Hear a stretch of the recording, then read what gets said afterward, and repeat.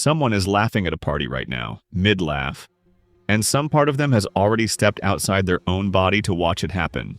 Grading it? Was that too loud? Did it sound real? Is anyone noticing that they notice themselves laughing? This is not vanity. This is not narcissism. This is a mind that learned somewhere along the way to treat itself as a project that never gets to close. Most people move through a day without ever checking in with themselves. They feel hungry, they eat, they feel tired, they rest. But for someone who is too self-aware, every action comes with a second track running underneath it, a narrator who never clocks out. Today we open up the psychology of people who are too self-aware, why it happens, how it quietly runs their whole life, and what actually loosens its grip. Let's start with where it comes from, because this is not random. In developmental psychology, there's a concept called the looking glass self. It says a huge part of how we see ourselves is built from how we believe others are seeing us. For most children, this mirror is gentle. A parent smiles. The child feels good. A parent stays neutral. The child moves on without a second thought, but for some children, that mirror was sharp, and it was always on. Picture a child raised by a parent who noticed everything wrong before noticing anything right. A raised eyebrow at a bad grade, a comment about sitting up straighter, a joke at a family dinner about the kid being too sensitive, too loud, too much. That child learns something early. Being watched is not safe unless you watch yourself first, so the child starts doing the parent's job internally. They become their own critic before anyone else gets the chance. Psychologists call this internalizing the observer. In simple words, they build a judge inside their own head, and that judge never retires. By adulthood, this internal observer is not a memory anymore, it is the operating system. And this is where the first sign shows up. Sign 1. The commentary track that never stops. A person like this cannot just tell a story at dinner. While they are talking, a second voice is already reviewing the performance. Am I talking too much? Did that sound arrogant? Should I have let them finish? This connects to something called self-referential processing, mostly happening in the brain's self-focus region behind the forehead.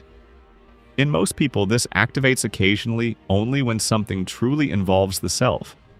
In someone too self-aware, it is almost always running, even during moments that should need zero self-monitoring, like eating breakfast or waiting for a bus.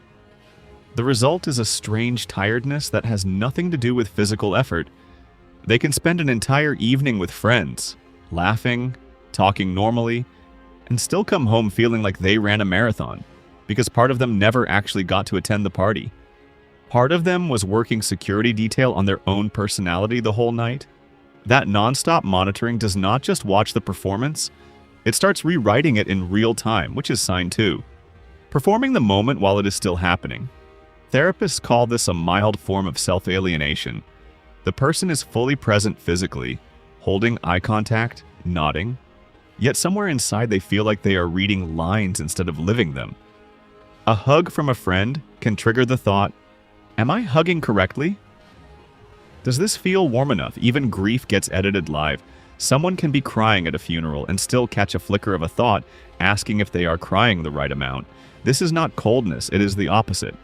It is caring so much about how the moment looks that the moment itself gets pushed to the back seat. But once the party is over and the moment has passed, the mind does not let it go. And that is what makes sign 3 different. Sign 3, reopening decisions that already ended. They send a text, then spend the next hour dissecting the exact wording. They answer a question in a meeting, then spend the whole drive home replaying the sentence, wondering if it made them sound unsure. This is retrospective self-evaluation, the brain treating a finished action like an open case file. Most people close the file the moment a decision is made. Someone too self-aware keeps pulling it back out at 2 in the morning for one more review. This is exhausting. Not because the decisions were bad, but because their mind refuses to accept that anything can simply be done. All 3 of these habits eventually collide into one very specific fear. Sign 4. The fear of being too much or too little with nothing in between, because they are always watching themselves. They become hyper-aware of the exact second they might be taking up too much space or fading into invisibility. Too enthusiastic and they worry they look desperate. Too quiet and they worry they look cold. There is rarely a comfortable middle because comfort would require turning the observer off, and the observer does not know how to rest. This is why people who are too self-aware often feel lonely, even inside good relationships. Not because people do not love them, but because they are so busy managing how they come across that they rarely feel fully met as they actually are. So what actually changes this? Not becoming less aware, because the awareness was never the enemy. The real problem is that awareness got hired as a security guard when it should have been hired as a guide. The shift starts with one distinction: noticing without correcting. When the thought shows up, that was too much. The goal is not to argue with it or fix it instantly. The goal is to let it pass like weather outside a window. Acknowledge it is there, and let it move on without following it inside.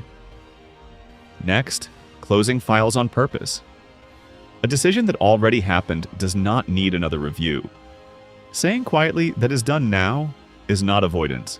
It is permission to stop guarding the past. Next, letting the performance drop in small, safe moments. Choosing one person or one quiet hour where the narrator is allowed to go silent. Where a laugh does not need grading and a hug does not need evaluating. When this shift happens, the self-awareness does not vanish. It changes job. Instead of standing outside their life taking notes, it starts standing beside them. Offering insight instead of judgment, they still notice everything about themselves. They just stop treating every observation as a problem to solve. If this sounded exactly like your own mind, you are not broken and you are not too much. You built this internal observer because at some point you needed one to survive something. If you want to understand exactly why that survival skill formed in the first place, the next video breaks down the childhood pattern behind it. And if this one helped you see yourself a little clearer, that is the only reason this channel exists.